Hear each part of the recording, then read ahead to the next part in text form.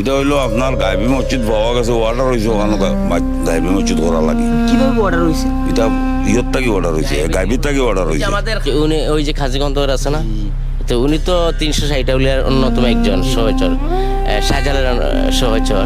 তো উনি তো তা আমরা তো বলতেও পারি না, আমাদের প্রজন্ম এখন তো শুনছি দেখছি এইগুলাই মাজার হয়েছে, কিন্তু অনেক প্রজন্ম। হ্যাঁ, আর এটি হচ্ছে মূলত গাইবি মসজিদ। এটিকে বলা হয় বাংলাদেশের সবচেয়ে ছোট গাইবি মসজিদ। ছোট গাইবি মসজিদ, জি জি জি। আর এখানে শুনলাম মানে কি দুইজনে নাকি নামাজ পড়তে পারবে, এর বেশি দুই তিনজন মেন মসজিদ হইলো ওটা। এইটা হচ্ছে পরবর্তীতে আমাদের সাবেক সভাপতি বা সাবেক চেয়ারম্যান সাতির ভাই উনি এই জায়গাটা এক্সট্রা করছে আর কি। আর এইটা হচ্ছে মূলত 1 2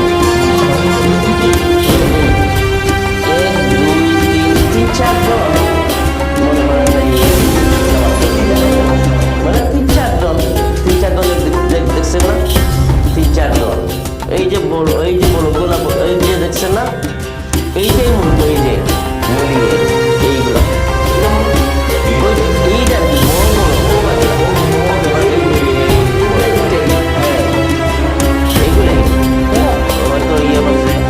আমরাই যতটুকু জানা যে এটাই গাইবি মসজিদ। আচ্ছা, আর আমি এখন দাঁড়িয়ে আছি বলতে হলে আপনার বাংলাদেশের সবচেয়ে ছোট একটি মসজিদে। জি জি জি। আর এখানে মাত্র তিনজন নামাজ আদায় করতে পারবে। তিনজন লোকের নামাজ পড়তে এই পারবে। মসজিদ সম্পূর্ণ গাইবি গাইবি।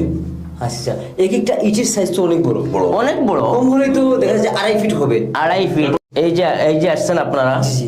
দরজাগুলোর পর একটা খুশবু আসছে না? আচ্ছা, আলাদা একটা হ্যাঁ, একটা খুশবু আসছে না?